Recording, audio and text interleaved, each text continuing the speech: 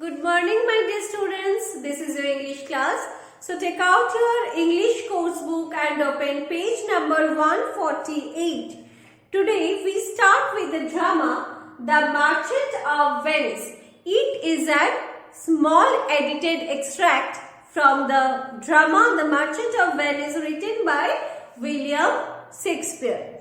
At first we will know about the characters of the play. Number 1, Duke. The Duke of Venice. Next, Antonio, a merchant in Venice. Next, Bassanio, Antonio's very close friend. Next, Shylock. He is a moneylender. And next is Portia. Who is Portia? She is Bassanio's wife disguised as a lawyer. Antonio, a merchant in Venice, borrowed 3,000 ducats.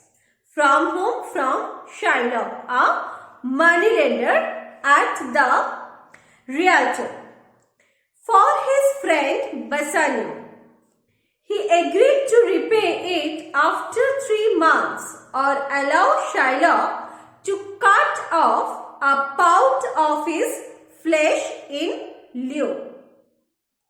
Unfortunately, Antonio's ships sank and he was unable to repay the money. To whom? To Shylock. So Shylock went to the Venetian court.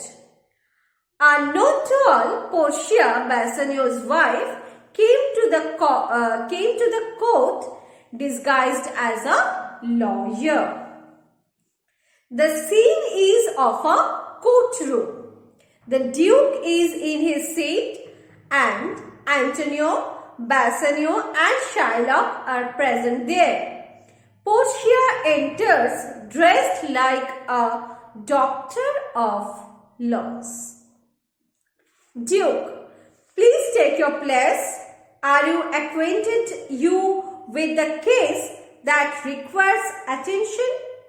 Portia. Yes, I have been informed thoroughly of the case. Which is the merchant here and which the moneylender?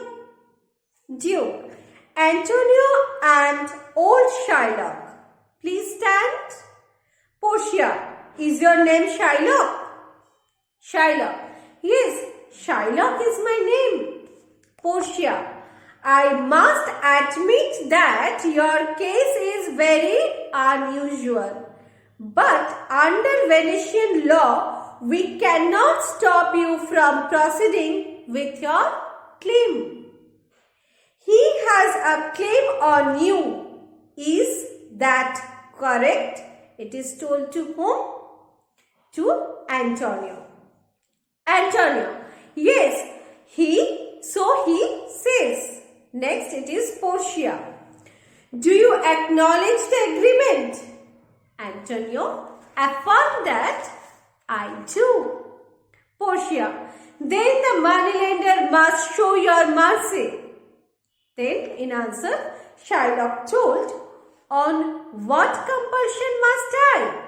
Tell me that. Then, Portia told that nobody can be forced to show mercy, but it falls like the gentle rain on the ground for its own good. Mercy is a double blessing. It blesses both the person who shows it and the person who receives it. It is the real strength of mighty and powerful people. Mercy is a more beautiful crown than the one a monarch wears. The king's scepter is a symbol of majesty and represents his earthly power, his royal authority. But mercy is much grander and far superior to the scepter. It is enthroned in the hearts of kings and is an an attribute of God Himself. When a king tempers his justice with mercy, he reflects this divine quality perfectly. Therefore, Shylock, though you demand justice, consider this. If we always insist on justice alone, none of us would be saved. We pray for mercy to be shown to us. But that same prayer teaches us to show mercy to others. I have told you this to persuade you to give up this case. However, if you still insist, this court of Venice will have to pass sentence on the merchant according to the agreement signed. Next it is Shylock. I take full responsibility for my actions. I want the law, the penalty and the fulfillment of my contract. Then Portia asked, is he not able to pay back the money? Bassanio steps forward to interrupt.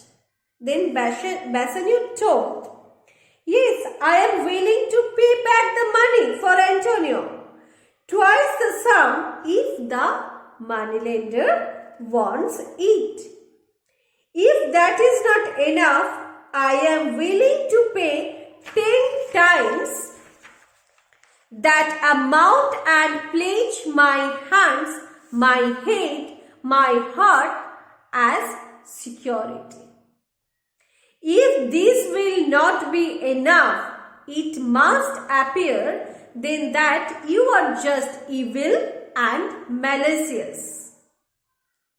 Then he told to Duke, I beg you, just this once, use your authority to bend the law. Do a great right by doing a little wrong.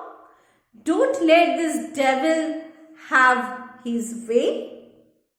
Then it is Portia. That can't happen. There is no power in Venice that can change an established law. The change will be recorded as a precedent and many wrong legal decisions will result. That can't happen. Then Shylock. A just judge has come to judgment. A just judge has come to judgment. O wise judge, how I do honor you. Portia. Can I read the agreement? Shylock. Of course, it will be my pleasure. Here it is. Portia. Shylock. They are offering 3 times the amount they borrowed from you. Shylock. But I made an oath in heaven. Should I condemn my soul in the sight of God by disobeying it? No, not for all of Venice. Then Portia told, well, the money was not paid back, and so the moneylender may lawfully claim a pound of flesh nearest the merchant's heart to be cut off by him. But please, won't you consider showing mercy? Take 3 times your money. Tell me to tear up this contract. Then Shylock. In due course, when it is paid according to the agreement, it does appear you are a worthy judge. You know the law. Your explanation is most reasonable. But I understand you represent all that is lawful and just. So, I request you to proceed to judgment. By my soul, I swear, there is no power in the tongue of man to make me change my mind on this issue. So, the Shylock didn't want to change his mind.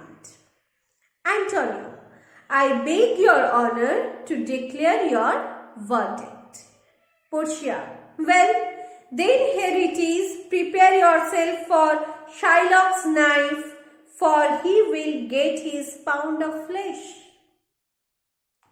Shylock, O noble judge, O excellent young man. Portia, for the intent and purpose of the law, you will pay the full penalty as stated in your agreement. Shylock, oh, what a just and true judge! Such wisdom from one so young. Portia, Antonio, lay bare your chest. Shylock, ah yes, the chest, nearest his heart. Those are the very words in the agreement, isn't it, O most noble judge? Portia, yes, that is correct. Is there a scale here to weigh the flesh? Shylock, yes, I have come prepared. Portia, call a sergeant to attend to him, Shylock, and pay him. Antonio should not bleed to death. So students, enough for the day. Tick out till this. With the rest part of the drama, we will discuss in our next video. Thank you. Bye.